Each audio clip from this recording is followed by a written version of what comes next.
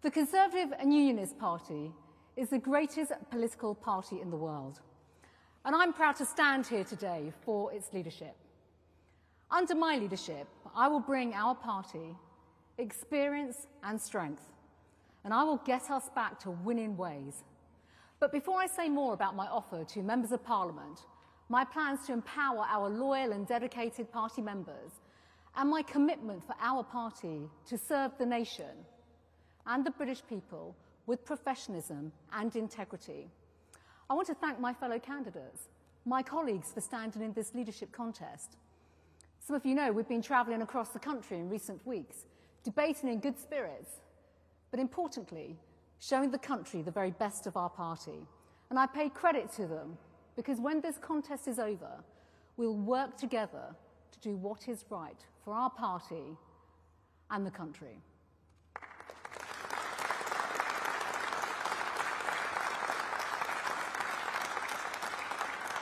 Now, I don't need to remind anyone in this room as to why this leadership contest is taking place, and many column inches have been devoted to how we fell to such a historic defeat.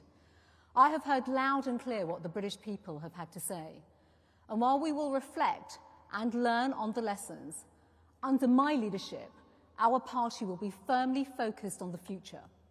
So today, 8 weeks on, our attitude will change, and we will draw a line in the sand, because it's time to move on and move forward. I'm an optimist with clear goals, and I will revive our party so that we can provide the leadership that our great country needs. Because conservatism has not failed. Our values and our principles remain as true as ever, and they are still shared by the majority of the public. Our love for our community and our country, our commitment to the rule of law, and our passion for furthering the conservative traditions of extending opportunity more widely by promoting freedom and enterprise to deliver security and success for our country. Those are timeless values. They bind the communities of Britain together and are the values that we Conservatives have championed more than any other political party. When I travel around our great country, I see how much our values mean to the British people.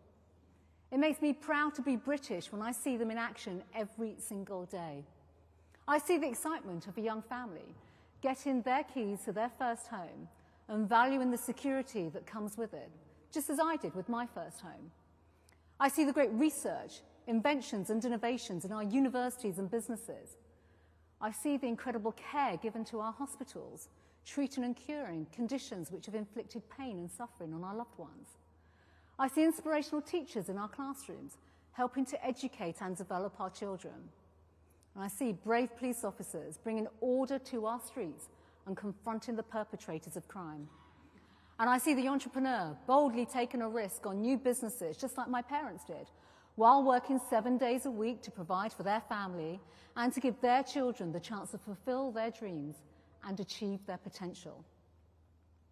What I don't see is what Labour sees. Earlier this week, we had the spectacle of a Labour Prime Minister standing in the Rose Garden of Downing Street, delivering one of the most feeble, pitiful and dishonest speeches you will ever hear. He was feeble in his claim to say that he was tough with the trade unions in pay negotiations. That was after he immediately rolled over to appease his paymasters at the expense of the British taxpayer.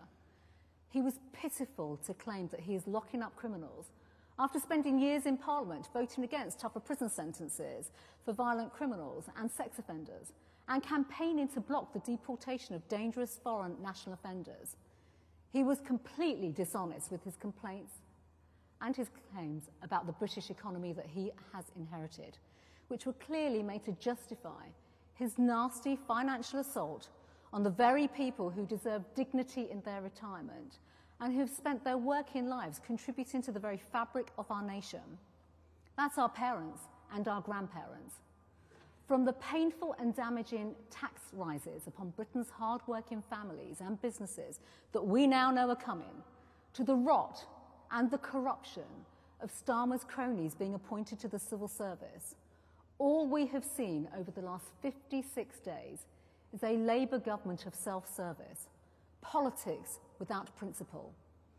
While Labour are trash-talking Britain for their own desperate means, I see a proud and resilient country, a country that knows that we face challenges, but is determined to overcome them and is hungry for success. I see a country that pulled together to deliver the most successful rollout of the COVID vaccine. I see a country of world leaders in fintechs, in science, AI, agriculture, renewable technologies, just to name a few. And as we've seen in the Olympics and the Paralympics, a country of inspiring and world-beating sportsmen and women, we are not called Great Britain for nothing. And with our country now at the mercy of a self-serving Labour government, a reality that gets more frightening as each and every day passes, I will ensure that our party has all the tools needed to take them on and to send Starmer packing. For the Conservative Party,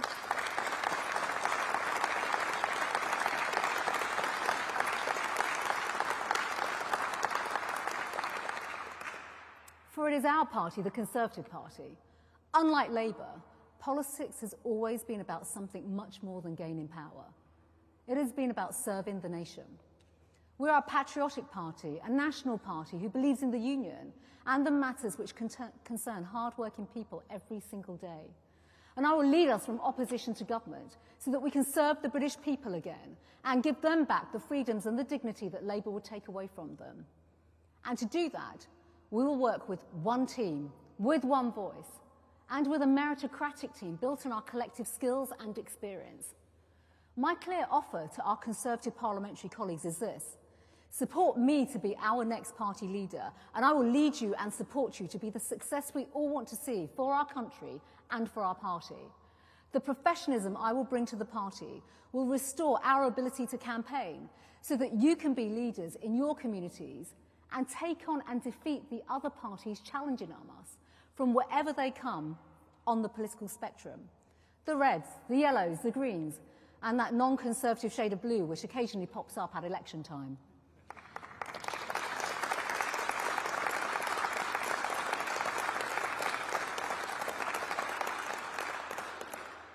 And if you back me to be your leader, I will unite our parliamentary party. We are 121 MPs in Westminster. We are blessed with talent and experience from a wide range of backgrounds. And I promise you that under my leadership, every one of you will have a role to play in supporting our efforts to be the strongest and most effective team possible. Because I have seen before what we can achieve together when we work together to promote our values and serve our nation. As a Treasury Minister, I worked alongside our then Chancellor, cutting taxes and delivering economic stability for Britain. At DWP, alongside the formidable Ian Duncan-Smith, we worked to transform the welfare system and support people into employment and better paid work, putting into practice that Conservative belief of the dignity and security that work provides. In DFID, I led the way for the transparency and effectiveness of overseas aid and tackled its exploitation and abuse. And when I was Home Secretary, we increased police officers to record numbers and gave them the powers to fight crime. We gave victims of crime more rights and improved services and support for the survivors of domestic abuse. We ended free movement and brought in reforms to our immigration and asylum system. We kept our country safe with new measures to protect our national security and our country from terrorist threats and hostile state actors. We did all of that and more. You have in me a leader who will fight for the British people and show how our values offer solutions and challenges to Britain as we face them today. Now, I want to address our amazing party members, our incredible grassroots activists, some of whom have joined us today from around the country. You are the heart and soul of our party. And for over 30 years, since the late, great Cecil Parkinson recruited me to join that cause, I have been proud to be a grassroots Conservative and to campaign across the country with you. Come rain or shine, in good times and in bad, you pound the pavements and knock on doors and deliver leaflets. You raise the funds to fight local campaigns. And you come face to face with the electorate, doing your best to persuade them to put their cross in the box of Conservative candidates standing for election. From the bottom of my heart, I thank you for everything that you do. Under my leadership, you'll no longer be taken for granted. I will give you back control of your party. And I have a plan for my first 100 days as leader to get the Central Party, that's CCHQ, working for you. I will empower you with more say over the policies we develop, drawing upon your expertise and ideas that you have. I will put in place a process for an elected chair of our party. And I'm going to reform the controversial and unacceptable parliamentary candidate selection process, which saw candidates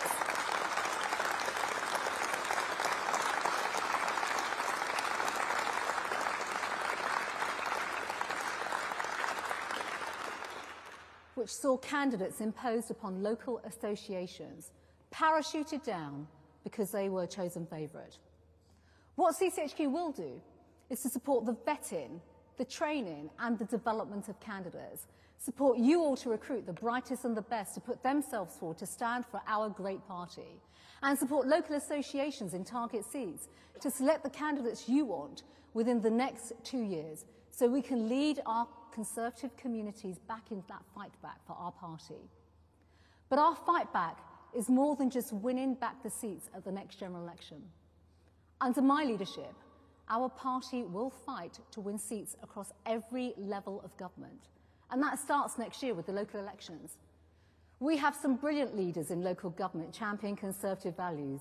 And I know because I've worked with them around the country. From County Councillor Kevin Bentley, you heard from him earlier on, to Baroness Teresa O'Neill in Bexley, to our elected mayor in Teesside, Ben Houcham. They have all been at the forefront of delivering services to local communities, giving pride and hope to the places they live and to the people they serve. My heart wept to see the loss of so many hard-working Conservative councillors and local leaders over the last 2 years. Thousands of dedicated public servants who we all know within our local associations, delivering Conservative values for their communities, now no longer able to do so. I promise you this, that under my leadership we will once again become the largest party in local government.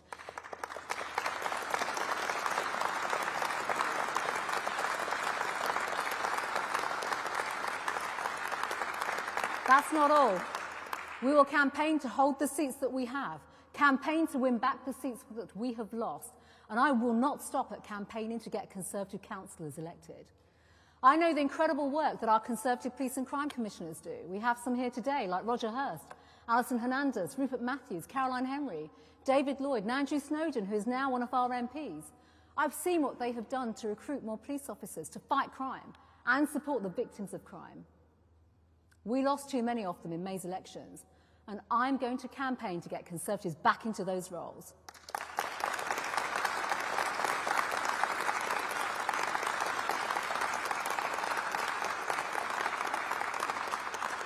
And here in London, we will work tirelessly to get a Conservative mayor elected to our great city once more.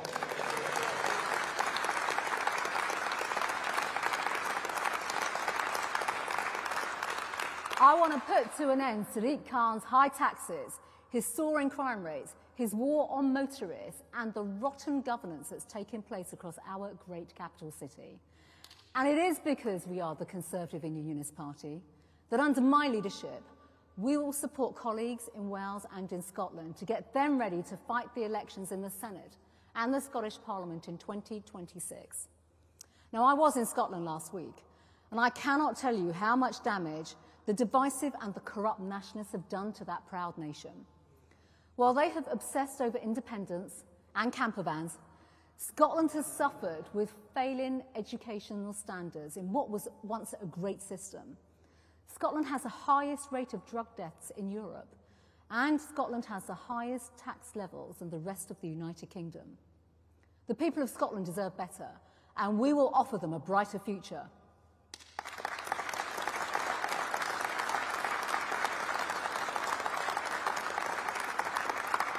And in Wales, people have suffered for 25 years under Labour rule. A self-serving Labour government that Starmer has boasted will be the model that he wants to follow in England.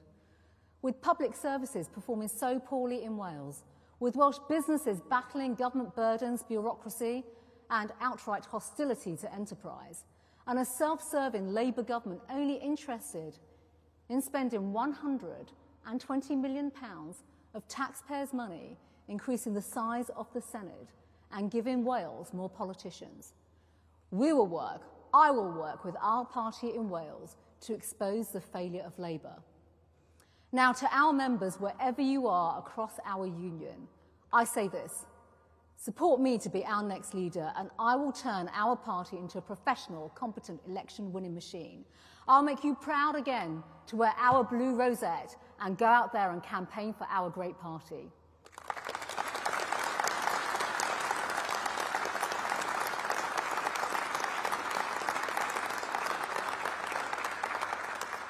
Now, I've spoken to our MPs and to our party members. Now I want to speak to the British people. In me, you have a leader who understands the challenges of our country, and I will guide you through them. I will never promise you what I can't deliver, and I will never tell you what I think you may want to hear because it sounds easy or simple to deliver. What I will offer you are credible and compelling plans for the future of our country, one which is anchored by our shared conservative and British values.